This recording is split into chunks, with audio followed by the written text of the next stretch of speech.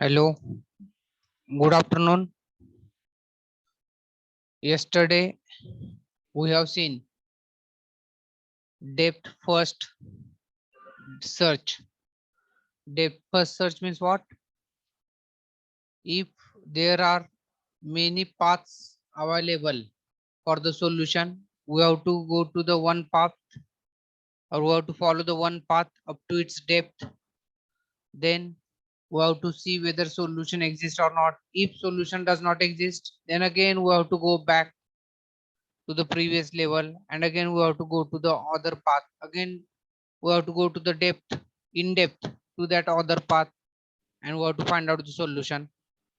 Therefore this is nothing but depth first search. That is, first of all we have to go to the depth of that path, and we have to see that whether solution exists or not. Now next search technique or exhaustive search technique is breadth first search. Now breadth first search technique means what? You have to search the solutions along the breadth. Breadth means along the horizontal way. Therefore, here the search generates all nodes at a particular level before proceeding to the next level of the tree. Means, suppose you are knowing different steps are there. First step, second step, third step, fourth step. Therefore, first of all, we have to go to the first step, and we have to check whether at the first step or at the first level whether all the solutions are exist or not at all the nodes. If not, then we have to go to second step. If not, then we have to go to the third step, like this. The search symmetrically proceeds, testing each node that is reachable from a parent node before it expands to any child of those nodes. The control regime guarantees that space of possible moves is systematically examined. This requires considerable memory resources. The space that is searched is quite large, and the solution may lie 1,000 steps away from start node. However, it guarantees that if we find a solution, it will be the shortest possible. Search terminates when a solution is found and the test returns true. Therefore, these are nothing but some explanation. The space that is searched is quite large, and the solution may lie 1,000 steps away from start node. Just like I explained, we have to go step by step, first, second, third, and where solution will exist, we have to end our process. Search terminates when solution is found and the test returns true. Therefore, we will see this video.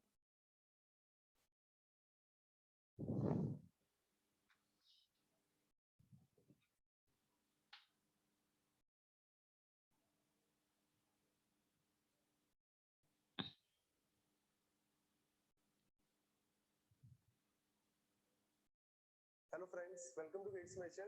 आज की इस video में हम discuss करने जा रहे हैं breath first search technique in artificial intelligence.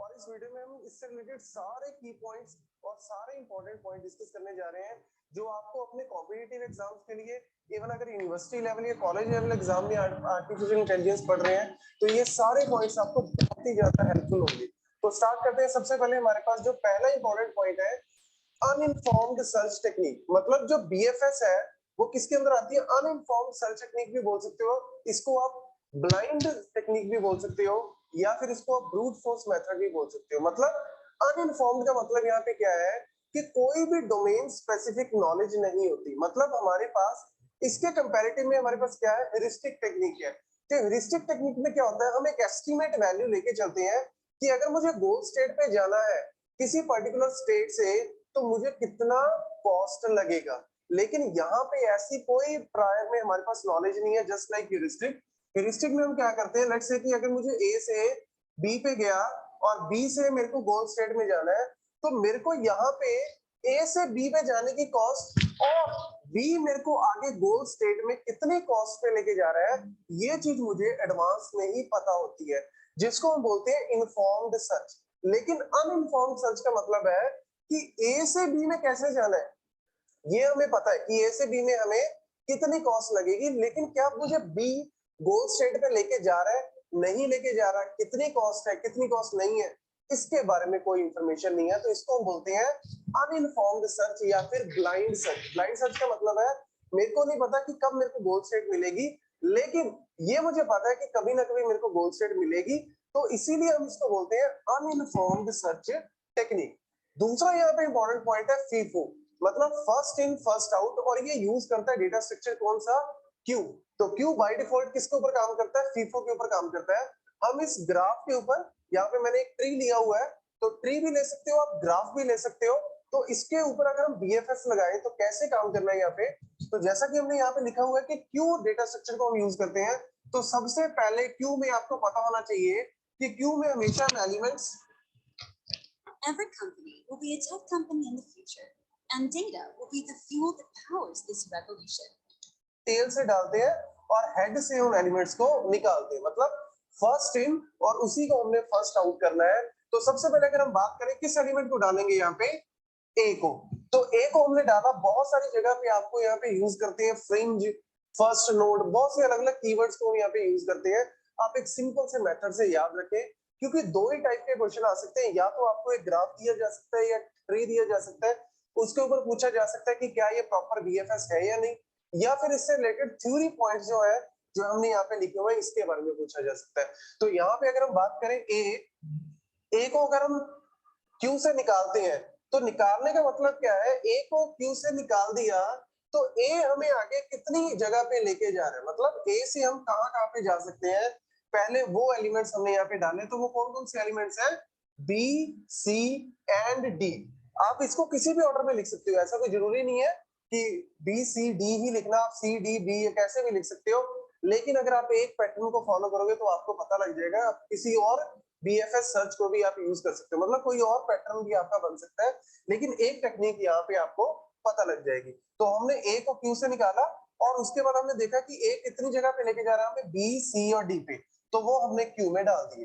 अब हमने क्या किया, बी को क्यू से निकाला, और बी हमें कितनी जगह पे लेके जा रहा है वो हमने इंसर्ट कर दिया, तो बी हमें लेके जा रहा है ई और एफ पे। तो क्यू जो है ये बाय डिफॉल्ट क्यू ही है, आप इस तरीके से इसको बनाना चाहते हो तो क्यू की तरह बना लो, लेकिन जैसा कि मैंने बताया इंसर्शन हमेशा पीछे से करनी है, और वैल्यू जो है हमेशा हम यहाँ से हेड से निकालते हैं, जो कि फर्स्ट इन फर्स्ट आउट का रूल है। तो अब हमने यहाँ से सी को निकाला, और सी हमें कहाँ पे लेके जा रहा है, सी हमें आगे लेके जा सकता है जी और एच पे, तो हमने जी और एच जो है वो टेल से इंसर्ट कर दिए। तो इस तरीके से बस आपको चलते जाना है। देन डी को हमने यहाँ से निकाला, डी को निकालने का मतलब है ई एफ जी एच, तो हमारे पास ऑलरेडी एलिमेंट्स है ही क्यू में, लेकिन डी को निकालने का मतलब है डी हमें कहाँ पे लेके जा रहा है, आई पे लेके जा रहा है, तो हमने यहाँ पे क्या लिख दिया, आई जो है वो टेल से हमने इंसर्ट कर दिया। तो यहाँ पे हमारे पास नॉलेज क्या मिल रही है, नॉलेज मिल रही है शैलोएस्ट नोड। शैलोएस्ट नोड का मतलब है जो इससे कंपैरेटिवली अगर हम बात करें डीएफएस की, depth first search. Depth first search काम कैसे करता है, वो एक डायरेक्शन में जाता है और पूरा डीप में जाता है, मतलब पूरी डेप्थ तक जाता है, लेकिन बीएफएस ऐसे नहीं करता। बीएफएस लेवल वाइज लेवल जाता है, इसीलिए हम इसको लेवल ऑर्डर भी बोल सकते हो, लेवल सर्च टेक्निक भी बोलते हैं। क्यों, हम सबसे पहले इस वाले लेवल पे गए, अब हम इस वाले लेवल पे हैं, तो इस वाले लेवल को पूरा कंप्लीट कर दिया है। देखो हमने पहले बी को निकाला, सी को, अब डी को, तो डी वाला जब लेवल निकल गया, ये पूरा लेवल कंप्लीट हो गया, अब हम नेक्स्ट लेवल पे आ गए। तो यानी ये डीप में जाने की बजाय ये शैलोएस्ट नोड को, नियरेस्ट नोड को कंप्लीट करता जाता है, और पूरे लेवल वाइज लेवल ये आगे बढ़ेगा। तो ये नॉलेज जो है यही सबसे इंपॉर्टेंट की पॉइंट है किसके अंदर, बीएफएस के अंदर, और यही सबसे ज्यादा पूछते हैं। तो आपको बस यही इंपॉर्टेंट पॉइंट यहाँ पे याद रखना है। तो अब हमने डी को निकाल दिया, तो नेक्स्ट एलिमेंट कौन सा है, ई। तो अब हम ई को निकालते हैं, तो यहाँ पे हमारे पास क्या बना, एफ जी एच आई, और हमें ई जो है वो कहाँ पे लेके जा रहा है, जे और के पे लेके जा रहा है, तो जे और के हमने टेल से इंसर्ट कर दिए, दैट्स इट। अब हम एफ को निकालेंगे, तो जी एच आई जे के, और हमारे पास एफ हमें कहाँ पे लेके जा रहा है, कहीं भी नहीं लेके जा रहा, मतलब एफ से आगे जो है इसका चिल्ड्रन कोई है नहीं, तो हम इसको एज इट इज रखते हैं। देन जी को हम यहाँ से निकालते हैं, तो हमारे पास क्या बना, एच आई जे के, तो हमारे पास ऑलरेडी क्यू में है, और जी हमें कहाँ पे लेके जा रहा है, एल पे लेके जा रहा है, तो हम एल को हमने टेल से इंसर्ट कर दिया। तो देखो हम अगेन किस लेवल पे है, इस लेवल पे चलते जा रहे हैं। तो इस पूरे लेवल को कंप्लीट करने के बाद ये नेक्स्ट लेवल पे जाएगा। देन एच को हम यहां से निकालते हैं, तो आई जे के एल, और एल हमें, एल के बाद हमारे पास यहाँ पे क्या है जो हमने कट किया, मतलब एच। एच हमें कहां पे लेके जा रहा है, कहीं भी नहीं लेके जा रहा, तो इसको एज इट इज लिखा रहने दो।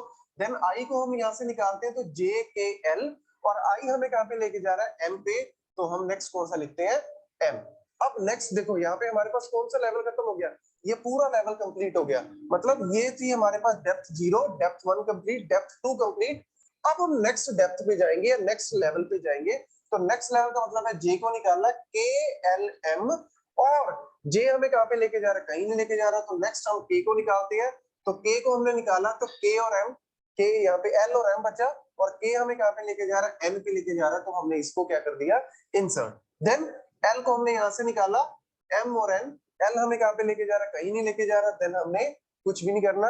एम को हम यहां से निकालते हैं, तो नेक्स्ट हमारे पास कौन बचा, एन बचा, और एम हमें कहीं पे लेके जा रहा है, एम हमें कहीं पे लेके जा रहा, तो नेक्स्ट यानी लास्ट एलिमेंट हमारे पास क्या बचा, एन बचा। तो इस तरीके से जो है ये मूव करता है, और level by level he move करता है। मतलब ऑर्डर इसका जो है वो डीप में जाने की बजाय इस तरीके से लेवल बाय लेवल ये मूव करता है। तो अगर आपको किसी भी एलिमेंट को सर्च करना है, तो क्या ये आंसर देगा, क्या ये डेफिनेटली किसी एलिमेंट को सर्च करेगा, ये करेगा, यस। क्यों, क्योंकि हम इसमें कोई भी एलिमेंट को पीछे छोड़ नहीं रहे। डीएफएस में हम क्या करते हैं, एक डायरेक्शन में मूव करते हैं, एक डेप्थ में चलते जा रहे हैं। हो सकता है बाकी के जो अपर डेप्थ में एलिमेंट्स एज इट इज पड़े हैं, जिसको मुझे सर्च करना था वो तो लेवल ऊपर ही पड़ा है, लेकिन हम एक डेप्थ में चलते जा रहे हैं, तो हो सकता है हम किसी ना किसी लूप में फंस जाए। और अगर हमारे पास जो सर्च स्पेस है वो इनफाइनाइट हुआ, तो हम कभी भी एलिमेंट को सर्च नहीं कर पाएंगे। लेकिन डीएफएस की बजाय अगर हम बीएफएस की बात करें, ब्रेड्थ फर्स्ट सर्च,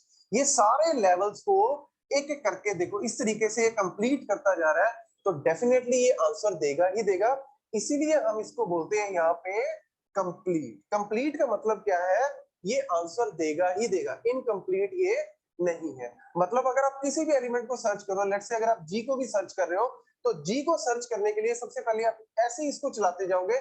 जैसे ही आपको जी एलिमेंट मिला, आपको लेट्स से यहाँ पे जी एलिमेंट मिला था, तो जब आप चलते जा रहे थे तो यहाँ पे आपको जी एलिमेंट मिला था, तो जी एलिमेंट को आप कट करने से पहले आप चेक करते हो कि क्या जी एलिमेंट गोल स्टेट है। गोल स्टेट का मतलब है जिस एलिमेंट को हम सर्च कर रहे हैं क्या ये वही एलिमेंट है, हाँ ये वही एलिमेंट है। तो होता क्या है, हम उसके पेरेंट पॉइंटर जो है, पेरेंट नोड पॉइंटर उठा देते हैं। तो जी का पेरेंट कौन है, सी, और सी का पेरेंट कौन है, ए। तो इस तरीके से हम ए सी जी पाथ हम डिफाइन कर देते हैं। लेकिन अगर वो किसी पर्टिकुलर एलिमेंट को सर्च करना हो, अगर हमने सारों को देखना है, तो इस तरीके से हम इसको ब्रेड्थ फर्स्ट सर्च को इस तरीके से हम रन करते हैं। देन हमारे पास आता है ऑप्टिमल।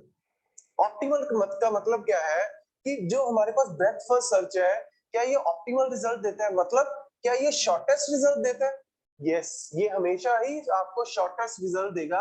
और अगर सारे नोड्स का, ये जो सारी हमारे पास एजेस है, इन एजेस की जो हमारे पास कॉस्ट है अगर सेम होगी, लेट्स से सभी की कॉस्ट हम 111 लेते हैं, तो डेफिनेटली ये सेम कॉस्ट मतलब शॉर्टेस्ट कॉस्ट देगा। और अगर इन केस आप इनकी कॉस्ट अलग अलग भी देते हो, तो अब भी ये शॉर्टेस्ट पाथ ही देगा। तो हमेशा ये रिजल्ट जो है वो ऑप्टिमल ही देते हैं। और लास्ट पॉइंट हमारे पास बचता है टाइम कॉम्प्लेक्सिटी। टाइम कॉम्प्लेक्सिटी के ऊपर भी काफी बार क्वेश्चन आते हैं कि इस पर्टिकुलर एल्गोरिथम की टाइम कॉम्प्लेक्सिटी क्या है।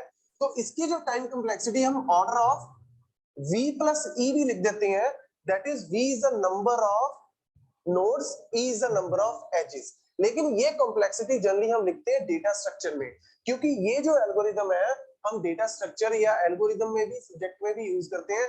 लेकिन आर्टिफिशियल इंटेलिजेंस की बात करें तो आर्टिफिशियल इंटेलिजेंस में हम इसकी कॉम्प्लेक्सिटी लिखते हैं b की power d, order of b की power d, where b is the branch factor। Come. This is my home office. This is where I sit and do all my webinars. You can see that. This.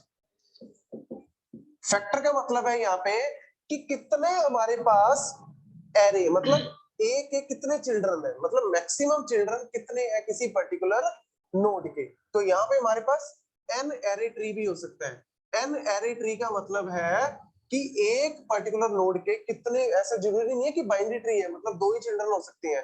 Ternary भी हो सकता है, quad भी हो सकता है, बहुत सारे चिल्ड्रन हो सकते हैं एक पर्टिकुलर नोड के। तो यहाँ पे जितने चिल्ड्रन होंगे वो उसकी वैल्यू हमने ले ली, वो है ब्रांच फैक्टर, या उसको हम बोल सकते हैं बी। और डी यहाँ पे क्या है, डेप्थ। डेप्थ का मतलब है कि हमने यहाँ पे अगर हम बात करें तो यहाँ पे डेप्थ कितनी है, 0। यहाँ पे डेप्थ कितनी है, 1। डेप्थ कितनी है, 2। यहाँ पे हमारे पास डेप्थ है 3। यहाँ पे हमारे पास डेप्थ है 4। मतलब रूट नोड से अगर हम एन पे जा रहे हैं तो कितनी डेप्थ होगी, 1 2 3 4। तो ये देखो हमारे पास डेप्थ जो है वो कितनी आएगी, 4 आएगी। तो इस तरीके से हम इसको डेप्थ को कंसीडर करते हैं। तो अगर आप किसी भी एलिमेंट को सर्च कर रहे हो, लेट्स से अगर आप जी को भी सर्च कर रहे हो, तो जी को सर्च करने का मतलब है, अगर हम बात करें हमारे पास हर एक पर्टिकुलर नोड पे 3 एलिमेंट, मतलब 3 चिल्ड्रन है, मतलब बी की वैल्यू हमारे पास 3 है। और डेप्थ देखो यहाँ पे कितनी है, डेप्थ है हमारे पास यहाँ पे 2। तो देखो 3⁻² मतलब 9। हमारे पास जब हम इस एलिमेंट को सर्च कर रहे हैं जी को, तो 9 से ज्यादा सर्च हमारे नहीं लगेंगे। और ऑब्वियसली आप चेक भी कर सकते हैं मैन्युअली, 3 यहाँ पे सर्च होंगे, 3 यहाँ पे हो सकते हैं। अगर हम मैक्सिमम मान के चल रहे हैं कि 3 से ज्यादा चिल्ड्रन नहीं होंगे, तो 3 3 6 और 3 9, तो मतलब 9 सर्च के अंदर अंदर हमें रिजल्ट मिल जाएगा। तो इसीलिए हम इसकी पावर जो है ऑर्डर ऑफ बी की पावर डी में हम इसको डिनोट करते हैं, that is the time complexity. तो ये सारे जो है इंपॉर्टेंट पॉइंट्स है related to the breadth first search. और ये सारे पॉइंट्स जो है आपको अपने, अगर आप कोई भी कॉम्पिटिटिव एग्जाम की तैयारी कर रहे हैं या फिर अपने कॉलेज या यूनिवर्सिटी लेवल के एग्जाम की भी तैयारी कर रहे हैं, तो इससे ज्यादा जो है वो क्वेश्चन नहीं आएगा। ये पॉइंट्स जो है सारे points more than enough. Thank you.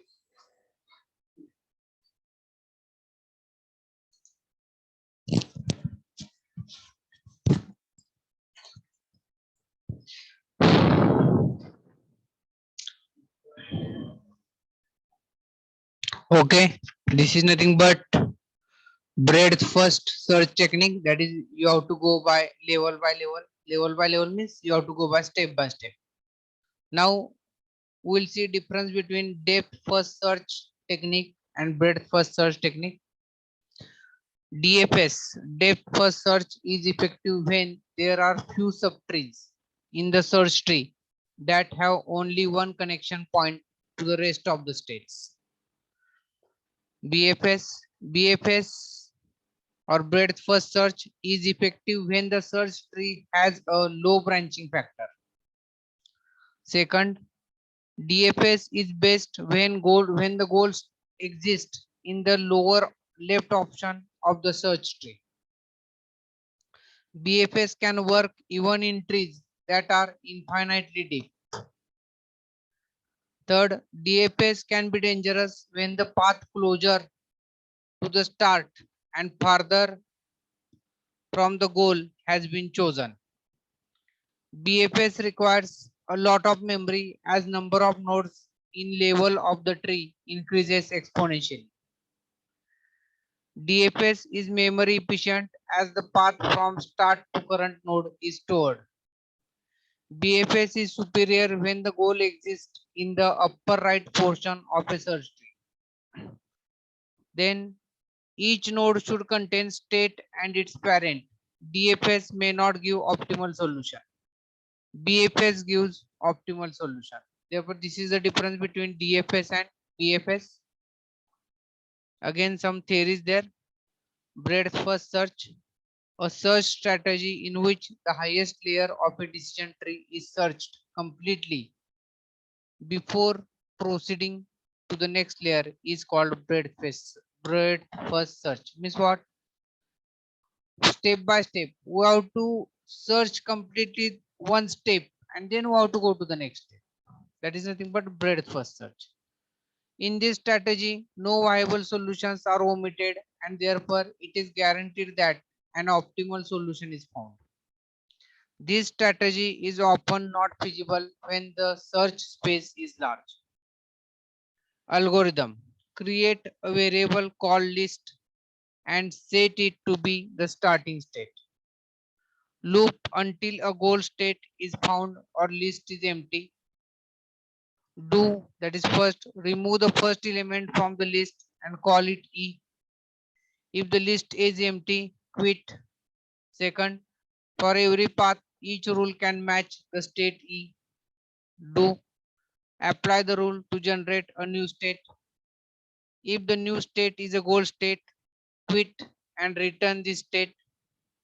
Otherwise, add the new state to the end state of list. Advantages: guaranteed to find an optimal solution in terms of shortest number of steps to reach the goal. Can always find a goal node if one exists that is complete. Disadvantages: high storage requirement, exponential with tree depth. Already was in this video. Now next is heuristic. A heuristic is a method that improves the efficiency of the search process. These are like tour guides.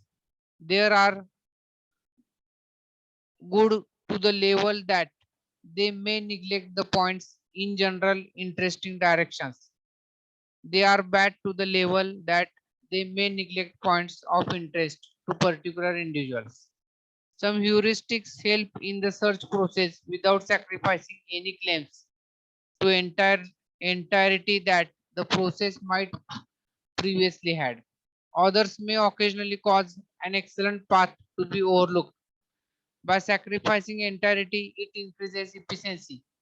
Heuristics may not find the best solution every time, but heuristics may not find the best solution every time, but guarantee that they find a good solution in a reasonable time. These are particularly useful in solving tough and complex problems, solutions of which would require infinite time, that is, far longer than a lifetime for the problems which are not solved in any other way. Therefore, these are particularly useful in solving tough and complex problems, solutions, solutions of which require infinite time, that is far longer than a lifetime for the problems which are not solved by any other way. Therefore, the heuristics techniques are suitable for complex problems, complex and tough problems.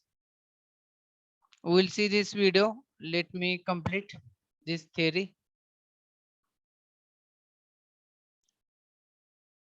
Heuristic search techniques, or sorry, heuristic search.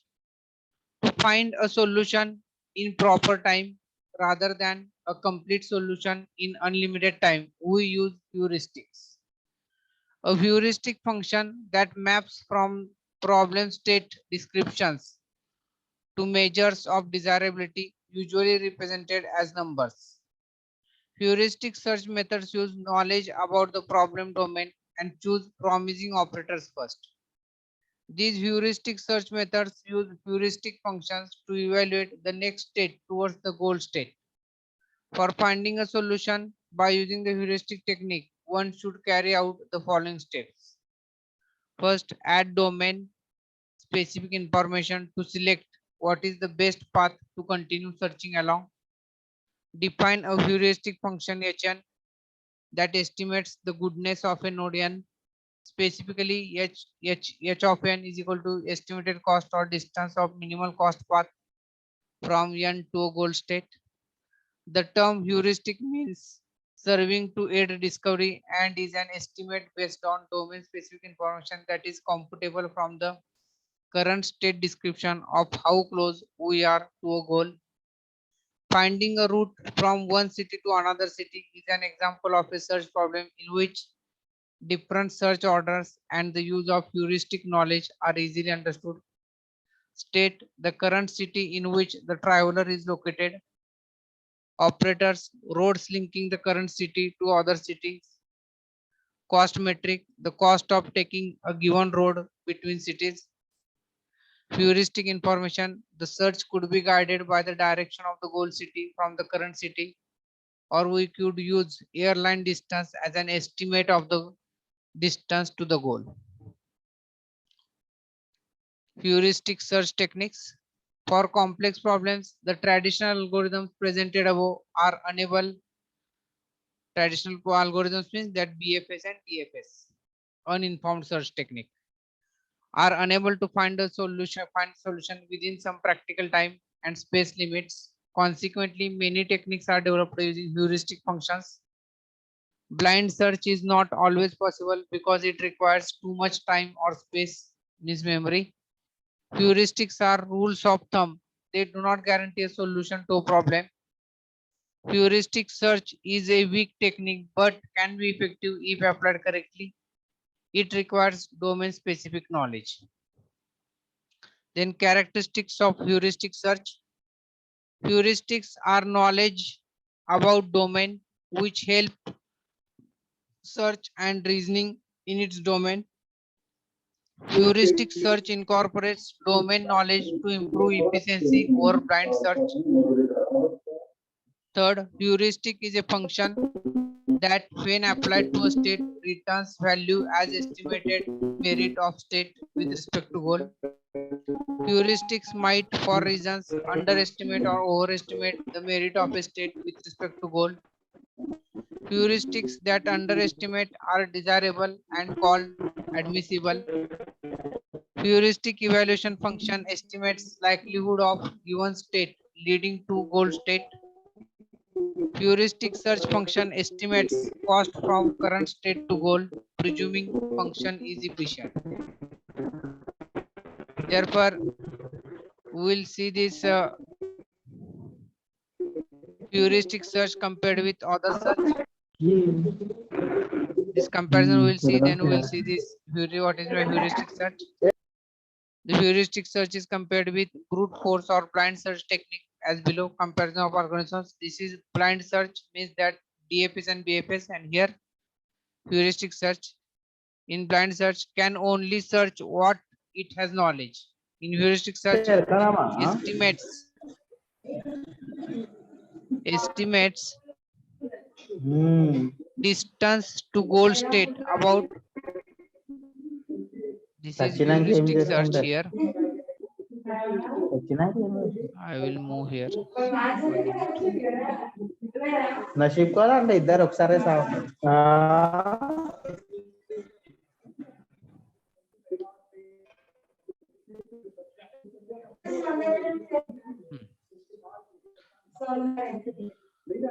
Can only search what it has knowledge. Estimates distance to goal state about already through explored nodes. No knowledge about how far a node. Guides search process toward goal node from goal state. Here in blind search prefers states or nodes that lead close to and not away from goal state. Therefore, this is the comparison. Now we will see what is my heuristic search method. You listen this video.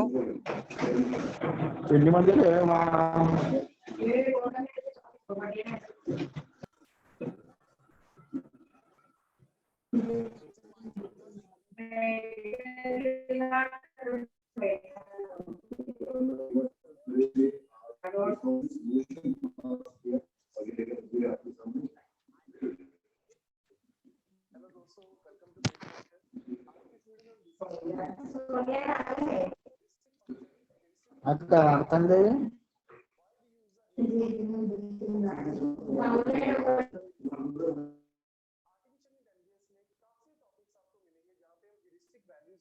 Functions को use करते हैं। तो guys इस video में हम तीनों point discuss करने जा रहे हैं, व्हाट, व्हाई एंड हाउ।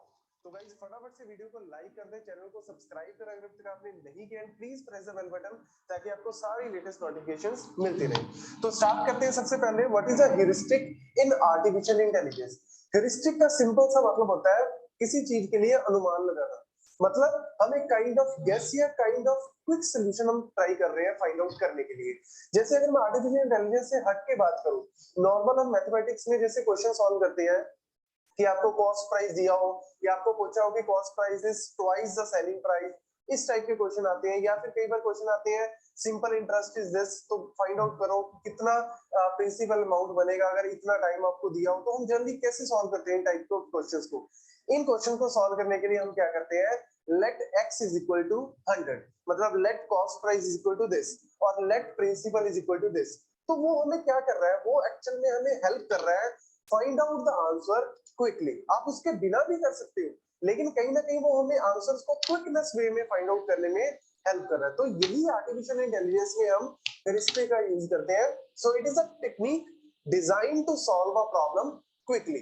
जैसा कि लास्ट वीडियो में हमने अनइन्फॉर्म्ड एंड इन्फॉर्म्ड सर्च के बारे में डिस्कस किया, तो अनइन्फॉर्म्ड में हम क्या बोल रहे हैं कि ब्लाइंड सर्च कर रहे हैं, मतलब हम प्रॉब्लम की सारी स्टेट स्पेसेस में जाते जा रहे हैं और जो स्टेट हमारी गोल स्टेट से मैच कर रही है तब हम हमारी जो सर्च है वो स्टॉप हो जाएगी। लेकिन उसकी वजह से प्रॉब्लम क्या आ रही है कि जो हमारी प्रॉब्लम है ना, जो एक्चुअल में हमें क्वेश्चन में दिया हुआ है, वो प्रॉब्लम जो है वो एक्सपोनेंशियली टाइम ग्रो कर रही है और हमारा जो टाइम है वो एक्सपोनेंशियल टाइम जो है वो हो सकता है। जैसे अगर हम 8 पजल प्रॉब्लम की बात करें ना, सिंपल 8 पजल प्रॉब्लम की भी, तो अगर आप उसको ब्लाइंड सर्च वे में करते हो तो वर्स्ट केस में वो एक्चुअल में कितना आ जा सकता है, ऑर्डर ऑफ बी की पावर डी टाइम कॉम्प्लेक्सिटी है अनइन्फॉर्म के केस में, और 3 raise to power 20 approximate 3 raise to power 20 search space possible है। तो आप इतनी नोड्स को, इतनी स्टेट्स को अगर आप कंपेयर करोगे, सर्च करोगे, तो ऑब्वियसली टाइम कॉम्प्लेक्सिटी बढ़ेगी, बिकॉज ये नियर अबाउट 3 टू 3.4 तक बिलियन इतनी स्टेट जो है वो क्रिएट हो रही है। अगर आप 8 पजल की बजाय अगर आप 15 पजल भी लेते हो, ऑल्दो 15 पजल में भी आपके पास मूव जा रही है up down left and right, लेकिन उसके बावजूद यहाँ पे 10 रेज टू पावर 13 तक जो है वो सर्च स्पेस पॉसिबल हो सकती है। और अगर आप 24 पजल लेते हो तो उसमें आपकी 10 raise to power 24 states possible है। तो इतना ह्यूज नंबर अगर आपका बन रहा है, ऑब्वियसली कहीं ना कहीं आपका टाइम कॉम्प्लेक्सिटी जो है वो एक्सपोनेंशियली टाइम ग्रो कर रही है। और अगर आप इन केस कोई बड़ी गेम लेते हो, लेट्स से चेस लेते हो, तो चेस में जो ब्रांच फैक्टर है, जो बी की वैल्यू है ना, वो 35 तक हो सकती है, और जो डी की वैल्यू है वो 80-90 तक ग्रो कर सकती है। तो 35 raise to power 80, that is a very huge number. तो इतनी वैल्यूज को अगर आपको कैलकुलेट करना है, इन टाइप ऑफ प्रॉब्लम्स को हम क्या बोलते हैं, NP, that is non polynomial problem. और नॉन पॉलिनोमियल प्रॉब्लम में ऑब्वियसली हमारी टाइम कॉम्प्लेक्सिटी जो है वो एक्सपोनेंशियल है। हाँ, इसमें हमें एक एडवांटेज है कि ये डेफिनेटली ऑप्टिमल सॉल्यूशन देगा, लेकिन हम चाहते हैं कि इतना टाइम मेरा ना लगे। तो अगर हम सॉल्यूशन को क्विक फाइंड आउट करना चाहते हैं, या अगर हम बात करें रूल ऑफ थंब भी हम इसको बोलते हैं, मतलब हम सॉल्यूशन फाइंड आउट कर रहे हैं थोड़ा ग्रीडी मेथड से, हम बेस्ट मेथड फाइंड आउट कर रहे हैं, तो उसकी वजह से क्या है, मेरा जो टाइम है वो टाइम मेरा क्या हो जाता है, रिड्यूस हो जाता है। क्योंकि ये फाइंड आउट करता है किस वे से, ये फाइंड आउट करता है कि आपके पास मल्टीपल सॉल्यूशंस है, आप सारे सॉल्यूशंस को एक्सप्लोर करने की बजाय जो उनमें से बेस्ट है ना, जिसकी ह्यूरिस्टिक वैल्यू बेस्ट है, आप उस मेथड पे चले जाओ। मतलब अगर इतने सॉल्यूशंस है, अगर इसकी ह्यूरिस्टिक वैल्यू लेट्स से 10 है और इसकी ह्यूरिस्टिक वैल्यू लेट्स से 15 है, तो जो कम वैल्यू है, जनरली अगर हम डिस्टेंस या टाइम के वे से बात करें तो हम जनरली बात करते हैं कि लोअर द नंबर वो बेस्ट है हमारे लिए। तो लोअर द नंबर, अगर कॉस्ट इसकी लोअर है तो हम क्या करेंगे, इस तरफ मूव करेंगे, मतलब इस तरफ हम एक्सप्लोर करेंगे ही नहीं। वर्स्ट केस में हो सकता है मेरे को इस तरफ भी करना पड़े, लेकिन जनरली हम क्या करते हैं, क्योंकि ह्यूरिस्टिक जो फंक्शंस है ना, वो हमें गारंटी देते हैं कि हम आपको गुड सॉल्यूशन प्रोवाइड आउट करेंगे, लेकिन ऑप्टिमल सॉल्यूशन आए ना आए ये कोई गारंटी नहीं है, आ भी सकता है, नहीं भी आ सकता। तो जहां पे भी हम चाहते हैं कि यार नॉन पॉलिनोमियल प्रॉब्लम को हम पॉलिनोमियल टाइम में सॉल्व करना चाहें, मतलब क्विक सॉल्व करना चाहें, वहां पे हम यूज करते हैं किसको, ह्यूरिस्टिक फंक्शंस को या ह्यूरिस्टिक वैल्यू को। और यहाँ पे इन्फॉर्म्ड सर्च के जनरली जितनी भी आपकी इन्फॉर्म्ड सर्च की टेक्निक्स है, उनके अंदर हम जो बोलते हैं कि इन्फॉर्म्ड सर्च का मतलब क्या है, हमारे पास एक गाइड है, हमारे पास एक इंफॉर्मेशन है, वो इंफॉर्मेशन एक्चुअल में क्या होती है, ह्यूरिस्टिक वैल्यू। ये एक्चुअल में कॉन्सेप्ट है कि क्यों हम ह्यूरिस्टिक वैल्यूज को यूज करते हैं, ताकि हम क्विक फाइंड आउट कर सके। हमें पता है कि गुड सॉल्यूशन आएगा, लेकिन ऑप्टिमल सॉल्यूशन आ भी सकता है, नहीं भी आ सकता। और हम कैसे कैलकुलेट करते हैं, that is the third part, कि हम ह्यूरिस्टिक वैल्यू को कैलकुलेट कैसे करते हैं। इसके अलग अलग मेथड्स हैं। जैसे एक मेथड है Euclidean distance, that is called a straight line distance. अगर आप फाइंड आउट करना चाहते हो, मतलब लेट्स से अगर आपके पास एक नोड है, स्टार्ट नोड है, let's say this is your goal state, मतलब आपने एक सिटी के अंदर लेके चलो, अगर ये आपकी स्टार्ट स्टेट है, ये आपकी गोल स्टेट है, लेट्स से कि आपको गोल स्टेट तक जाने के लिए आपके पास ये 3 अलग स्टेट्स आ रही है। इसके अलावा और भी हो सकती हैं, लेकिन ऑब्वियसली आप चाहते हो कि यार गोल स्टेट पे आप पहुंचना चाहते हो मिनिमम कॉस्ट में, मतलब अर्लीस्ट अगर आप पहुंचना चाहते हो, तो ऑब्वियसली आप कैसे फाइंड आउट करोगे। आपके लिए एक बेस्ट मेथड क्या है कि आप डिस्टेंस फाइंड आउट कर लो, that is called a straight line distance, जिसको बोलते हैं यूक्लिडियन डिस्टेंस। तो इसको फाइंड आउट करने के लिए क्या करते हैं हम, लेट्स से अगर ये x1 y1 है, ये इसके कोऑर्डिनेट x2 y2 है, तो x2 minus x1 square plus y2 minus y1 का स्क्वायर का होल स्क्वायर। तो यहाँ पे हम इसका स्क्वायर रूट ले रहे हैं होल का।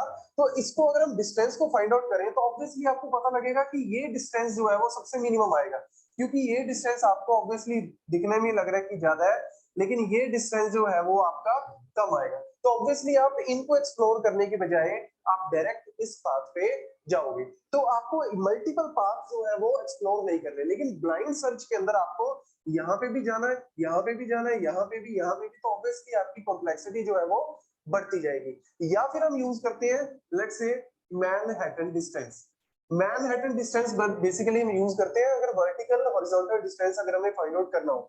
जैसे 8 पजल प्रॉब्लम का अगर हम एग्जांपल लें, 8 पजल प्रॉब्लम में लेट्स से हमारे पास स्टार्ट स्टेट दी हुई है, गोल स्टेट दी हुई है। ये हमारी स्टार्ट स्टेट है और लेट्स से ये हमारी गोल स्टेट है।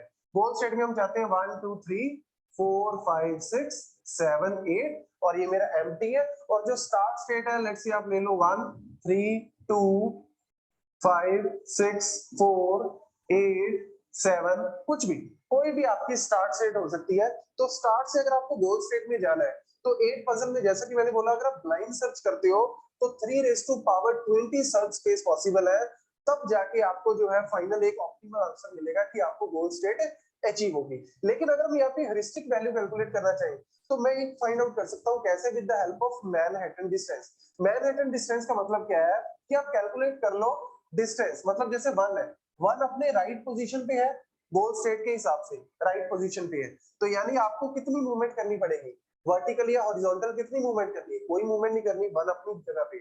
2 देखो, 2 एक्चुअल में यहाँ पे होना चाहिए क्योंकि गोल स्टेट में यहाँ पे है, लेकिन 2 यहाँ पे है, तो अगर आप इसको एक मूव लेफ्ट कर दोगे तो ऑब्वियसली वो अपनी राइट पोजीशन पे चला जाएगा, यानी आपको कितना डिस्टेंस कवर करना पड़ेगा 1। ऐसी लेट्स से 3 यहाँ पे है, लेकिन आप चाहते हो कि वो यहाँ पे पहुंचे, गोल स्टेट आपकी ये है, तो ऑब्वियसली एक अगर आप मूव कर दोगे तो ये आपको राइट पोजीशन पे पहुंच जाएगा। 4 देखो, 4 आपका यहाँ पे है और इस केस में यहाँ पे है, तो आपको अगर इसको 2 लेफ्ट मूव कर दोगे, मतलब अगर आप 2 हॉरिजॉन्टल मूव कर दोगे लेफ्ट साइड में, तो ये अपनी राइट पोजीशन पे पहुंच जाएगा, तो 2 इसका डिस्टेंस हो गया। 5 राइट पोजीशन पे है तो 0।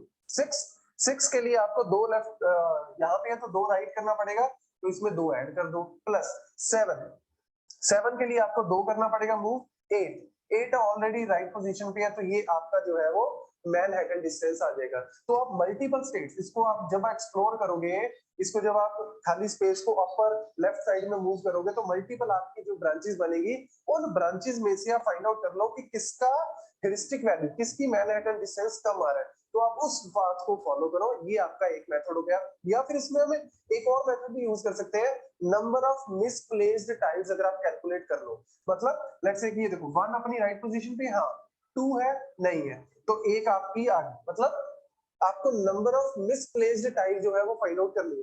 तो देखो 3 अपने राइट पोजीशन पे नहीं है, एक होगी, 2 अपने राइट पोजीशन पे नहीं है, 2, एक अपनी राइट पोजीशन पे है, ठीक है, 4 है राइट पोजीशन पे नहीं, 3, 5 है, 6 है राइट पोजीशन पे नहीं, 4 होगी, 7 राइट पोजीशन पे है नहीं, 5 होगी, 8 राइट पोजीशन पे है, यस राइट पोजीशन पे है। तो यानी आपकी जो टोटल मिसप्लेस्ड जो टाइल्स वो कितनी है, 5। जब आप इसको ब्रांचेस में कन्वर्ट करोगे, मल्टीपल ब्रांचेस बनाओगे, तो आप मिसप्लेस्ड फाइंड आउट कर लो, जिसमें नंबर ऑफ मिसप्लेस्ड आपकी कम होंगी, वो वाला पाथ आप एक्सप्लोर कर लोगे, ताकि आपको कम टाइम में कम कॉस्ट में अपना सोल्यूशन जो है वो मिल जाए। तो मल्टीपल वेज है, ये सोल्यूशन के ऊपर डिपेंड करता है, जैसे यूक्लिडियन डिस्टेंस हम यूज कर सकते हैं, मैनहट्टन डिस्टेंस यूज कर सकते हैं, या फिर नंबर ऑफ मिसप्लेस्ड टाइल्स हम यूज कर सकते हैं। तो इन मेथड से हम एक अनुमान लगा रहे हैं, एक हेरिस्टिक वैल्यू कैलकुलेट कर रहे हैं, या आप कह सकते हो कि रूल ऑफ थंब की तरह कि हाँ यार मैं इस तरफ जाऊंगा क्योंकि ये मेरे को मिनिमम पाथ में लेके जा रहा है। लेकिन लास्ट पॉइंट मैं यहाँ पे बताना चाहता हूँ, हम what is this, why we use, how discuss कर चुके हैं, लेकिन हेरिस्टिक में हमेशा याद रखना कि it always gives the guarantee to find the good solution, but it does not give the guarantee to find the optimal solution. Optimal आपका ब्लाइंड सर्च जो है वो देगा, ग्रीडी जो है वो आपको ऑप्टिमल देगा या नहीं देगा ये कोई गारंटी नहीं है। हाँ, गुड सोल्यूशन की गारंटी देता है। एक सिंपल से एग्जांपल से देखो, जैसे हमने यूक्लिडियन डिस्टेंस यहाँ पे कैलकुलेट किया था, ऑब्वियसली आप यही पाथ फॉलो करोगे क्योंकि इसका डिस्टेंस जो है वो इसके कंपैरेटिव या इसके ऑब्वियसली कम है। लेकिन रियल लाइफ सिनेरियो में अगर आप लेके चलो, आप एक जगह से दूसरी जगह जा रहे हो, तो बहुत रेयर चांसेस होगा कि आपको स्ट्रेट लाइन जो है वो मिलेगी या स्ट्रेट पाथ मिलेगा। लेट्स से आप ये पाथ फॉलो करने लगे और फ्यूचर में जाके आपको पता लगा आगे जाके कि यहाँ पे तो माउंटेन है।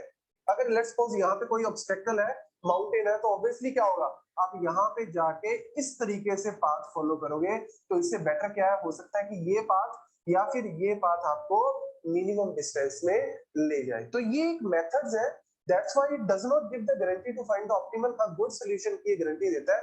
तो मेन हम ह्यूरिस्टिक का कब यूज करते हैं या क्यों यूज करना चाहिए, when we want the solution quickly, जब हम चाहते हैं कि एनपी की बजाय हम उसको पॉलिनोमियल टाइम में कन्वर्ट कर सकें।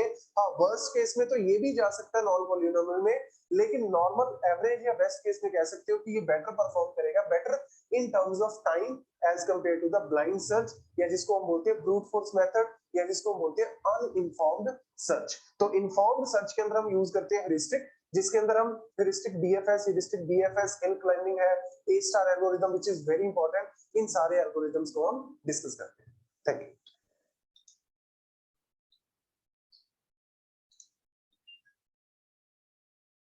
Okay, this is nothing but heuristic search technique. Now we will see one traveling salesman problem in the heuristic search technique using branch and bound technique. Therefore, I will read the problem. We will see that video. A salesman has to visit a list of cities and he must visit each city only once. There are different routes between the cities. Traveling salesman, you are knowing, salesman is there. He has to visit different cities to sell his products. Therefore, what is our statement? A salesman has to visit a list of cities and he must visit each city only once. There are different routes between the cities. The problem is to find the shortest route between the cities so that the salesman visits all the cities at once. Suppose there are n cities, then a solution would be to take n factorial possible combinations to find the shortest distance to decide the required route. This is not efficient as with n is equal to 10, there are 36,28,800 possible routes. This is an example of combinatorial explosion. There are better methods for the solution of such problems. One is called branch and bound. That is, first generate all the complete paths and find the distance of the first complete path. If the next path is shorter, then save it and proceed this way, avoiding the path when its length exceeds the saved shortest path length, although it is better than the previous method. Therefore, if the next path is shorter, then save it and proceed this way, avoiding the path when its length exceeds the saved shortest path length. That is, we have to select the shortest path. Now we'll see this video and how this traveling salesman problem is solved. We'll understand through this video.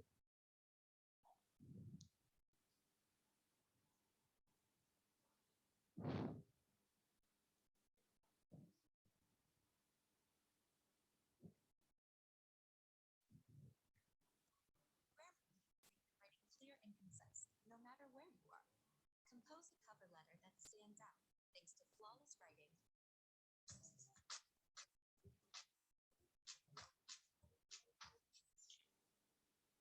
Dear students, welcome to वेट्स Smashers. इस video में explain करने जा रहा हूँ travelling salesman problem in dynamic programming. तो travelling salesman problem से related guys जितने भी इंपॉर्टेंट पॉइंट्स हैं सारे के सारे मैं आपको एक्सप्लेन करूंगा, जो आपके competitive exams, college university exams, interviews कहीं पे भी आपको पूछने आप इजीली आंसर कर सकते हो। तो गाइस फटाफट से वीडियो को लाइक कर दें, चैनल को सब्सक्राइब करें। अगर अब तक आपने नहीं किया, अगर कर कीजिए तो और डिवाइसेस से सब्सक्राइब करवा सकते हो, सब्सक्राइबर्स बहुत जरूरी है। तो चलिए स्टार्ट करते हैं ट्रैवलिंग सेल्समैन प्रॉब्लम। सबसे पहले देख लेते हैं होती क्या है ये ट्रैवलिंग सेल्समैन प्रॉब्लम। तो सेल्समैन जो है वो क्या कर रहा है, ट्रैवलिंग कर रहा है। तो फिर इसमें प्रॉब्लम क्या आ रही है, प्रॉब्लम है कि हमारे पास लेट्स से ग्राफ की फॉर्म में हम रिप्रेजेंट कर रहे हैं। अब ये मेरे पास इस ग्राफ में 4 नोड्स हैं 1 2 3 4। इन नोड्स को आप बोल सकते हो सिटी, ठीक है। और बीच में आपको एजेस दिख रही हैं। ये एजेस जो है वो इस डायरेक्शन में भी है, बोथ डायरेक्शन में एजेस जो है वो मैंने बनाई हुई है। वो इसलिए बनाई है कि मे बी 1 to 2 वेट कुछ और है, 2 से 1 वेट कुछ और है, और वो सारे वेट्स आपको इस मैट्रिक्स में गिवन है। अब एक्चुअल में है क्या, प्रॉब्लम कहती है कि यार ट्रैवलिंग जो है ना वो सेल्समैन ने करनी है, और वो ट्रैवलिंग जो है वो स्टार्ट कर रहा है किसी पर्टिकुलर नोड से। लेट्स से मेरा स्टार्टिंग सिटी है 1, 1 से उसने स्टार्ट करना है, टूर करना है, ठीक है। ऑब्वियसली सेल्समैन क्या करेगा, किसी प्रोडक्ट को सेल करने के लिए मार्केटिंग टाइप करेगा, ठीक है। मार्केट में जाके वो अलग अलग सिटीज में जाके उसको प्रमोट करने की कोशिश कर रहा है। तो वो क्या कर रहा है कि 1 से स्टार्ट करेगा अपना टूर, एक सिटी से स्टार्ट करेगा, बाकी सिटीज को ट्रेवल करेगा, मतलब 2 को 3 को 4 को किसी भी ऑर्डर में ट्रेवल कर सकता है, और वापस 1 पे ही उसको आना है, ठीक है ना। मतलब घूम घुमा के वापस उसको 1 पे ही आना है। बट कॉस्ट जो है वो क्या होनी चाहिए, मिनिमम। ऑब्वियसली कॉस्ट क्या होनी चाहिए, मिनिमम होनी चाहिए। ये एक्चुअल में क्या है मेरी प्रॉब्लम। तो दिखने में तो बहुत इजी लग रहा है कि हाँ यार ये क्या है, इसमें तो इजीली हम कर सकते हैं, गूगल मैप का यूज कर सकते हैं, ये वो बहुत सी आपके दिमाग में आ रही होगी। लेकिन जब हम इसको रियल लाइफ में इंप्लीमेंट करने की कोशिश करते हैं तो क्या टाइम कॉम्प्लेक्सिटी आती है, क्या इस प्रॉब्लम को हम कैसे रिजॉल्व करते हैं, ये सारे पॉइंट्स आपके दिमाग में होने चाहिए। तो देखो अगर हम बात करें, आपके दिमाग में भी आ रहा होगा कि सर पहले अगर हम ग्रीडी अप्रोच को यूज करें, क्योंकि हमने ग्रीडी के बेसिस पे बहुत सारे एल्गोरिथम किए हैं। तो अगर हम ग्रीडी अप्रोच को यूज करें तो हम 1 पे खड़े हैं, 1 से हम लोग क्या करेंगे, सबसे कम मिनिमम कॉस्ट वाले में जाएंगे। ग्रीडी क्या करता है, एट प्रेजेंट आप जहां पे खड़े हो उस पॉइंट से आपको दूसरे सिटी में कम से कम कॉस्ट कौन लेके जा रहा है उसको चूज कर लो। तो देखो 1 से या तो आप 2 पे जा सकते हो, या 3 पे जा सकते हो, या 4 पे जा सकते हो। तो ग्रीडी बोलेगा कि सबसे मिनिमम वाला चूज कर लो। तो सबसे मिनिमम वाला कौन सा है, 2। तो लेट्स से मैंने 1 से क्या चूज कर लिया, 2 चूज कर लिया। मतलब मैं 1 से 2 सिटी में चला गया और मेरी कॉस्ट कितनी लगी, 10। 1 से 2 मेरी कॉस्ट कितनी है, 10। अब 2 पे पहुंच के फिर मैंने क्या किया, मिनिमम वाला चूज किया। अब 2 से मेरे पास कौन कौन सी ऑप्शन है, एक ऑप्शन तो ये है कि मैं मे बी 2 से दोबारा 1 पे चला जाऊं। ये भी ऑप्शन आपके दिमाग में आ सकते हैं कि सर 2 से आप दोबारा 1 पे चले जाओ, फिर 1 से कहीं और। बट गाइस अगर आप किसी पर्टिकुलर सिटी में स्टार्ट करके दोबारा से फिर उसी में पहुंच जाओगे तो ऑब्वियसली आपको बाकी सिटीज को भी ट्रेवल करना है। तो ऑब्वियसली आपकी टाइम जो है वो कहीं ना कहीं बढ़ेगा, कम होने की बजाय टाइम आपका बढ़ेगा। तो इसीलिए ऑब्वियसली आप 1 से 2, 2 से दोबारा 1 तो जाने की कोशिश नहीं करोगे। अगर करोगे भी इस क्वेश्चन में आप चूज कर भी सकते हो, लेकिन लेट्स से कि अगर हम 1 से 2 पे गए, 2 से लेट्स से मैंने चूज किया कि यार मेरे पास 3 की ऑप्शन भी है और 4 की ऑप्शन भी है, तो दोनों में से मिनिमम कौन सी है, 4। तो मैंने 2 से 4 वाली सिटी चूज कर ली और कॉस्ट मेरी कितनी लगी, 10। ठीक है ना, कॉस्ट आपको दिख रही है, 2 से 4 की कॉस्ट कितनी है, 10। अब देखो 4 से पहुंच के मे बी मैं वापस 1 पे चला जाऊं, 1 से फिर मैं 3 पे जाऊं या 2 पे चला जाऊं। बट अगर आप किसी भी सिटी को दोबारा से रिपीट कर रहे हो तो आपके दिमाग में आ ही रहा होगा कि सिटी को दोबारा से रिपीट करना मतलब कहीं ना कहीं आपका टाइम बढ़ेगा। तो फिर आप ऑब्वियसली 4 से क्या चूज करने की कोशिश करोगे, 4 से आप 3 को, क्योंकि 2 हो चुका है, 4 हो चुका है, 1 से हमने स्टार्ट ही किया था और दोबारा 1 पे पहुंचना है। तो 4 से 1 की बजाय आप 4 से 3 चूज करने की कोशिश करोगे। तो 4 से 3 की कॉस्ट आपकी कितनी है, 20। और फिर 3 से तो ऑब्वियसली आप दोबारा 1 पे जाओगे क्योंकि आपने 1 से स्टार्ट किया था, वापस 1 पे पहुंच गए। तो 3 से 1 आपकी कॉस्ट कितनी लगी, 15। तो देखो ये टोटल कॉस्ट अगर हम बात करें तो कितनी होगी, 20, 40, 50, 55। कितनी कॉस्ट होगी टोटल, ये आपकी 55 कॉस्ट हो गई। तो क्या ये मिनिमम वैल्यू है, ये हम अभी नहीं बता सकते। ग्रीडी के पॉइंट ऑफ व्यू से यही आंसर आएगा, लेकिन डायनामिक प्रोग्रामिंग जब हम यूज करते हैं तब हमें एक्चुअल में ऑप्टिमल आंसर पता लगता है। तो ये ग्रीडी अप्रोच जो है वो इस तरीके से सॉल्व जो है वो प्रॉब्लम को करती है। अब अगर हम बात करें इसमें ब्रूट फोर्स मेथड की, कि यार ब्रूट फोर्स मेथड क्या कहता है, आप सारी पॉसिबिलिटीज लगा के देखो, सारी पॉसिबिलिटीज को ट्रेवल करके फिर आप फाइंड आउट करो कि यार सबसे मिनिमम कॉस्ट कौन सी आ रही है, वो आपका आंसर बन जाएगा। तो लेट्स से अगर मैं सारों को ट्रेवल करने की कोशिश करूं तो फिर आप इस तरीके से कर सकते हो कि लेट्स से आपने 1 से स्टार्ट की जर्नी, एक ऑप्शन आपके पास क्या है, 1 से 2 पे चले गए, या 1 से 3 पे चले गए या 1 से 4 पे चले गए। ऑब्वियसली 1 से आपके पास ये 3 ऑप्शन है। अगर लेट्स से आपने 2 चूज किया तो 2 से आपके पास या तो 3 की ऑप्शन है या 4 की ऑप्शन है। 3 से आपके पास या तो 2 की ऑप्शन है या 4 की ऑप्शन है। 4 से आपके पास 2 पे या फिर आप 3 पे जा सकते हो सिटी नंबर, ठीक है। अब ऐसे ही लेट्स से 1 से 2 चले गए, 2 से 3, अब 3 के बाद तो ऑब्वियसली आप 4 पे जाओगे और 4 के बाद आप 1 पे वापस चले जाओगे। तो एक आपका ये पॉसिबिलिटी बन सकती है। देन अगर 1 से 2, 2 से 4, 4 से ऑब्वियसली आप 3 पे जाओगे, 3 से आप फिर 1 पे चले जाओगे। ऐसे ही 1 3 2, इससे आप 4 पे जाओगे, 4 से फिर आप 1 पे। ऐसे ही 1 3 4, 4 से आप 2 पे जाओगे, 2 से आप फिर 1 पे। ऐसे ही 1 4 2, कौन सी बची? 3 बची और फिर उसके बाद आप 1 पे चले गए। 1 4 3, 3 के बाद 2 बची, 2 के बाद ऑब्वियसली आप 1 पे चले जाओगे। तो ये टोटल पॉसिबिलिटीज आप बोल सकते हो इस ग्राफ के अकॉर्डिंग। तो इन सब की वैल्यूज इवैल्यूएट कर लो।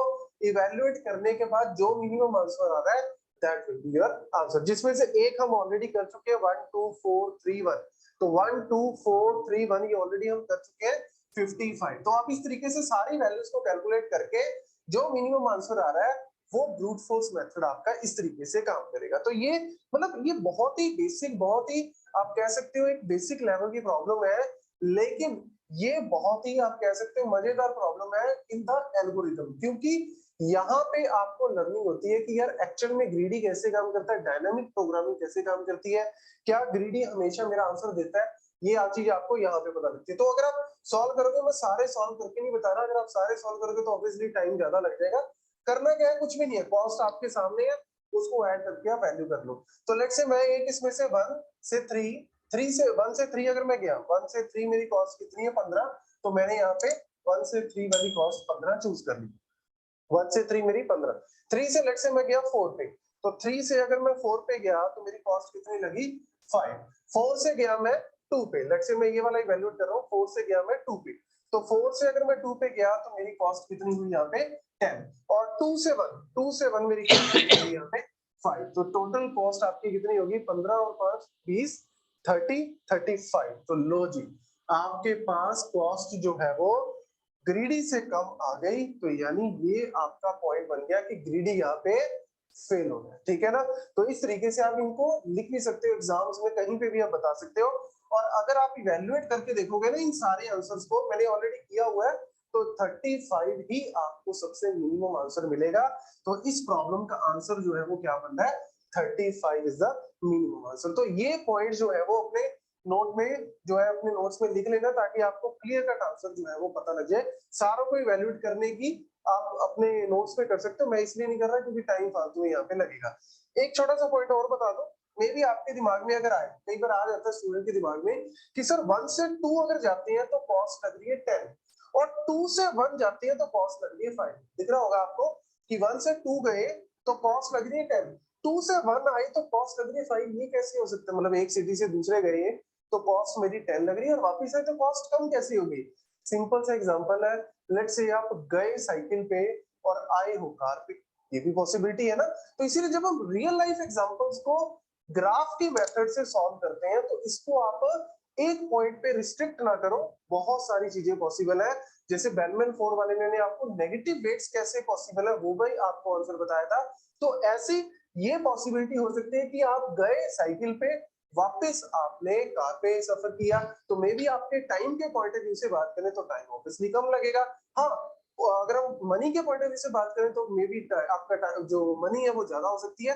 तो कोई भी फैक्टर है, this is just a matric, this is just a number, इसको आप मनी टाइम कुछ भी इस तरीके से मेजर कर रहे हो तो आपको बड़ा ध्यान से मेजर करना है। इस चीज में अगर हम बात करें तो आप एफर्ट्स बोल सकते हो, ठीक है ना, इन टर्म्स ऑफ टाइम बोल सकते हैं, क्योंकि हमें मिनिमम वैल्यू जो है वो चूज करनी है। तो इस तरीके से आप इसको कोई भी एग्जांपल से रेलेवेंट जो है वो कोई भी एग्जांपल आप मैप कर सकते हो। तो यहाँ पे आंसर कितना बन रहा है आपका 35। तो टाइम कॉम्प्लेक्सिटी की अगर हम बात करें, ये जो ब्रूट फोर्स मेथड हमने लगाया है, तो हमने किया क्या एक्चुअल में 1 से हमारे पास 1 से हमने n नंबर ऑफ नोड्स है, 1 से लेके हमारे पास n नंबर ऑफ नोड्स है। तो हम लोग कर क्या रहे हैं, हम लोग वापस 1 पे जा रहे हैं, मतलब 1 से n नंबर ऑफ नोड्स है, घूम के मुझे पता है 1 पे जाना है, 1 से n नंबर ऑफ नोड्स है, लेकिन वापस मेरा सफर कहां पे खत्म होगा 1 पे। तो अगर हम इस एग्जांपल की बात करें तो 1 2 3 4 वापस घूम पे 1, या फिर 1 2 4 3 घूम के 1, या फिर 1 4 3 2 1। इस तरीके से ये जो बीच की n-1 नोड्स हैं, इनके बीच में पॉसिबिलिटीज आपकी बन रही है। बाकी के जो nth नोड है वो तो क्या है आपकी सेम ही है, 1 1 वाली तो सेम ही है। तो बीच में जो n-1 पॉसिबिलिटीज हैं, जिसको आप बोल सकते हो n-1 फैक्टोरियल टोटल पॉसिबिलिटीज आपकी यहाँ पे बन रही है। तो n-1 फैक्टोरियल इतनी पॉसिबिलिटीज अगर आपके बन रही है, अगर नंबर ऑफ नोड्स है ना, जैसे इस केस में आप कह सकते हो कि 4 नोड्स है, तो 4 - 1 3 फैक्टोरियल, तो 3 into 2 6। तो ये देखो 6 पॉसिबिलिटीज आपके सामने है। तो अगर हम ऑर्डर ऑफ की फॉर्म में लिखें इसको, तो obviously order of n factorial के पॉइंट ऑफ व्यू से आप लिख सकते हो। और ऑर्डर ऑफ n फैक्टोरियल को अगर आप सॉल्व करोगे तो it is n power n, which is the biggest time complexity। Exponential में अभी तक हमने 2 raised to power n के बारे में बात किया था, चाहे 0-1 नैपसैक हो, चाहे सम ऑफ सबसेट प्रॉब्लम हो, लेकिन n raised to power n is the biggest time complexity। तो ये टाइम कॉम्प्लेक्सिटी जो है वो ब्रूट फोर्स मेथड से आ रही है। तो ऑब्वियसली इतनी टाइम कॉम्प्लेक्सिटी को तो हम बेयर नहीं कर सकते, तो हम लोग फिर इसमें डायनामिक अप्रोच को लगाने की कोशिश करें। अब मैं आपको थोड़ा सा डायनामिक प्रोग्रामिंग का हिंट जो है वो यहाँ पे दे देता हूँ। ऑलरेडी हम इसके बारे में डिस्कस कर चुके हैं कि डायनामिक प्रोग्रामिंग का फंडा क्या है। तो यहाँ पे 2 चीजें हैं। डायनामिक प्रोग्रामिंग का बेनिफिट तभी होता है, एक तो आपकी जो प्रॉब्लम है वो सब प्रॉब्लम्स में डिवीजन जो है वो होनी चाहिए, सब प्रॉब्लम्स में हम उसको डिवाइड कर सकें। दूसरा, जो मेरी सब प्रॉब्लम्स है उनके बीच में ओवरलैपिंग होना चाहिए, मतलब रिपीटिशन अगर हो रही है सब प्रॉब्लम्स की, तो ऑब्वियसली हम उसको एक बार इवैल्यूएट करके स्टोर कर लेंगे, नेक्स्ट टाइम हम उसको यूज कर लेंगे, ताकि मेरी टाइम कॉम्प्लेक्सिटी रिड्यूस हो के। लेकिन यहाँ पे अगर हम बात करें तो ठीक है, मेरी प्रॉब्लम जो है वो बड़ी छोटी आपकी सब प्रॉब्लम्स में डिवाइड तो हो रही है, एक यहाँ पे कंडीशन तो सेटिस्फाई हो रही है। लेकिन अगर हम बात करें यहाँ पे रिपीटिशन की, तो देखो यहाँ से 1 से 2, 1 से 3, 1 से 4, ठीक है, और यहाँ से 2 3 4 1 ये अलग होगी प्रॉब्लम, यहाँ से 2 4 3 ये अलग है, ये वाली आपकी सब प्रॉब्लम अलग है, ये वाली सब प्रॉब्लम अलग है, ये वाली सब प्रॉब्लम अलग है, और ये वाली सब प्रॉब्लम अलग है। मतलब इनके बीच में कोई भी रिपीटिशन जो है वो आपको नहीं दिख रहा। लास्ट लेवल पे मे भी आपको दिख जाए, जैसे ये अगर हम लास्ट लेवल की बात करें तो मे भी आपको लास्ट लेवल में मे भी आपको दिख जाए जैसे 4 1 रिपीट हो रहा है, या 3 1 या 3, लेकिन रेस्ट ऑफ n-1 लेवल पे कोई रिपीटिशन नहीं है। तो इसकी वजह से मैं आपको बता दूं कि डायनामिक प्रोग्रामिंग यहाँ पे लगाने के बाद आप n raise to power n से थोड़ी बहुत रिड्यूस कर सकते हो, लेकिन स्टिल वो रहेगी एक्सपोनेंशियल टाइम कॉम्प्लेक्सिटी ही, पॉलिनोमियल में वो कन्वर्ट नहीं होगी, which was in the 0-1 knapsack या मैट्रिक्स मल्टीप्लिकेशन जो हमने किया उसमें में भी पॉसिबल है, यहाँ पे वो चीज पॉसिबल नहीं है। तो इसीलिए इसको हम